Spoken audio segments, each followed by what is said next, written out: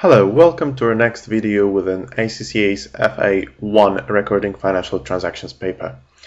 This video will be about sales and credit transactions, how we post sales, how we post credit transactions, how we record them in the T accounts. We will talk also about various adjustments to sales or to receivables rather, resulting from irrecoverability of doubtful or bad debts.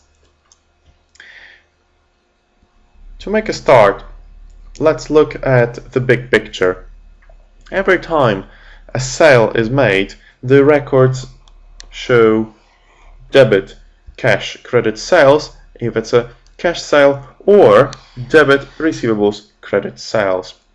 Now, going back to our first principles, obviously debit cash because this is our asset. A receivable is our asset as well, so every time we make a sale we do have some asset, we incur some asset. Credit sales because we made a sale and that will increase our equity. It will generate, it's supposed to generate some profit. Now, some of the sales will be made on credit, and that will show an asset called receivables. Remember that every time we show assets, they need to meet three conditions. If you recall, it must be control, and we do control that receivable. The evidence of that control is the invoice. We can claim the invoice to be paid. The second condition was past event. In this case, the transaction is the past event. And third condition is future economic benefits.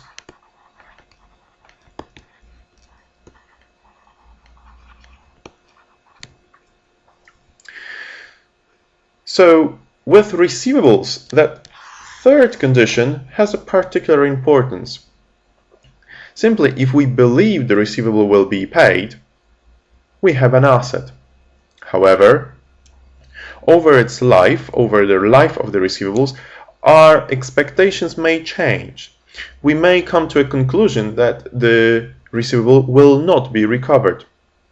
Or we may have a feeling that there is a doubt about recovering a certain pool of receivables.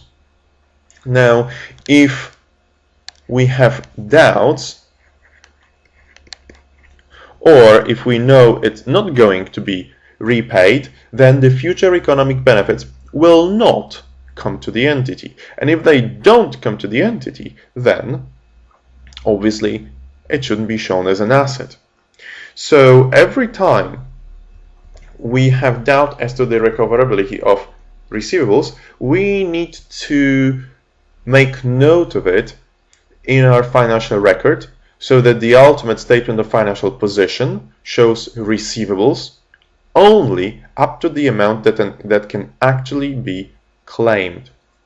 So if we have some receivables that we know it won't be paid because, for example, our debtor went bankrupt, then what we will do is we will reduce that asset. All right, we will credit receivables and debit expense called irrecoverable debts. Right, so if in our previous transaction we recorded receivables at 2,000, right, we made the following postings.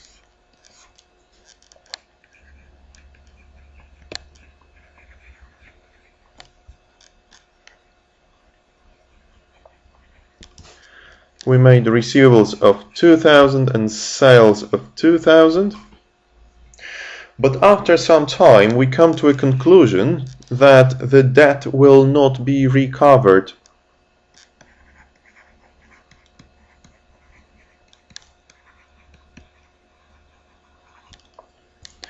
and therefore we need to reduce the value of those receivables. They will not be received and show it as an expense. Now it may happen that we were too cautious. We thought we would never get it back because the debtor went bankrupt, but ultimately we made it. We managed to recover that debt. Now look, technically speaking, now it's another period, and in that period we have the following balances. We have receivables of 1200 because that other receivable was written off, and now we suddenly receive on our bank account, we receive $800, and we think of where do we post it now? Well, normally if we receive some money on our bank account and that money comes from our customer, we post it in the following way. Any money received from our customers reduces our receivables. However, in our case,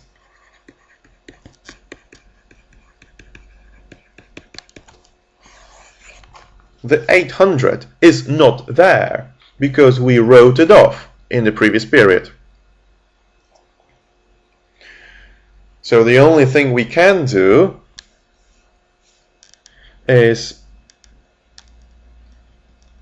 write it back and treat it as an adjustment to bad debt expense. Effectively, if we recover debts from a debtor which we considered already bankrupt, we will treat it as an extraordinary reduction of our bad debt expenses. We can also take a shortcut, and instead of making all these entries, just do this. If you get money from a debtor that was written off, you just adjust the bad debt expense.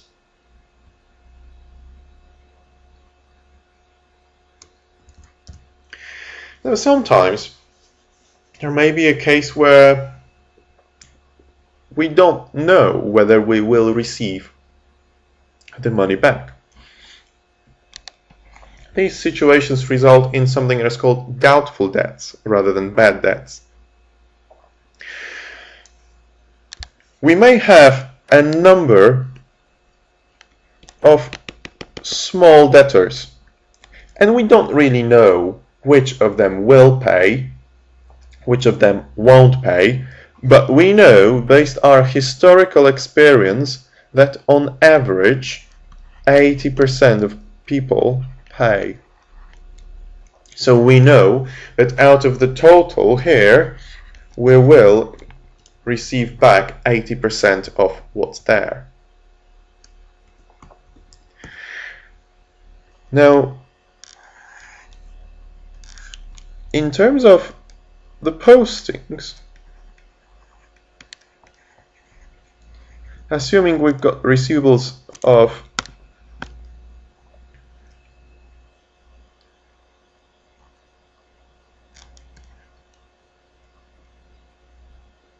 $2,500, let me check that, 2,500, and we believe 20% will not be paid, what we will do is we will set up an allowance to the amount of 500. Any increase of that allowance is an expense.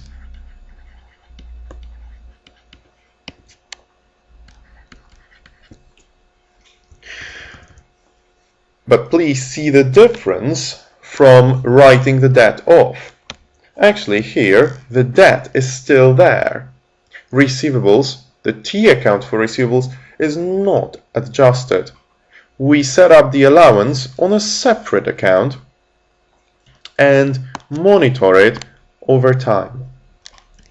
Now, one thing to remember is that regardless of all that, in the statement of financial position, receivables will be shown at the amount of 2,000 because they're always shown net of any allowance.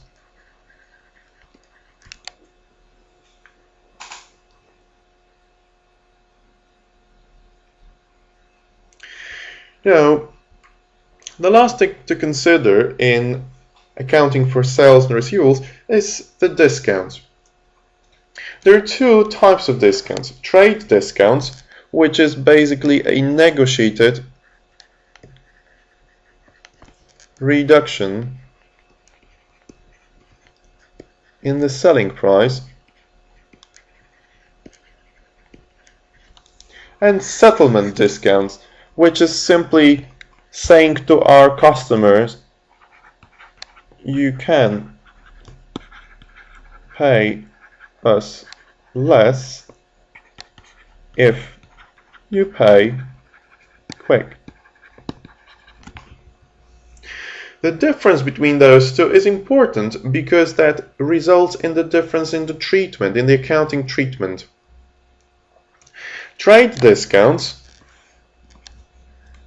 are accounted for immediately. They sort of reduce the value of revenue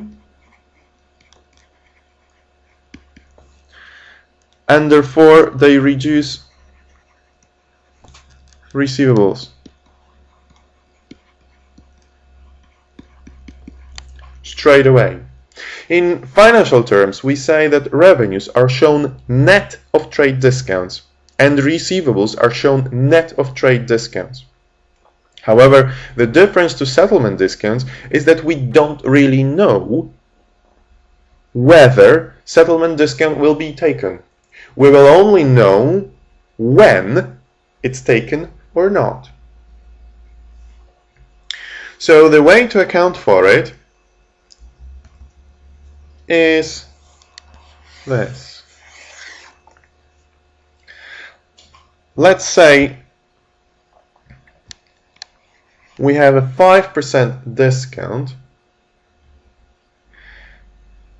if the payment is made within 7 days. That means that if we issued an invoice for $4,000, the customer can pay $3,800 if paid within 7 days.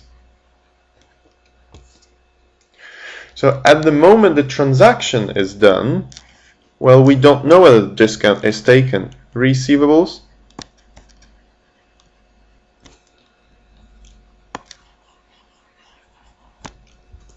and revenues are shown at 4,000. However, if the customer pays within 7 days, the entity will get cash of 3,800 and that will cover receivables here. Now, the situation is, technically speaking, we still have a receivable of 200 from that client, but we know it's never going to be paid because that's actually the settlement discount that was taken. So what we will do is we will set up a discounts allowed expense account and we will post it like that. We will take that 200 off that receivable and put it in discounts allowed expense account.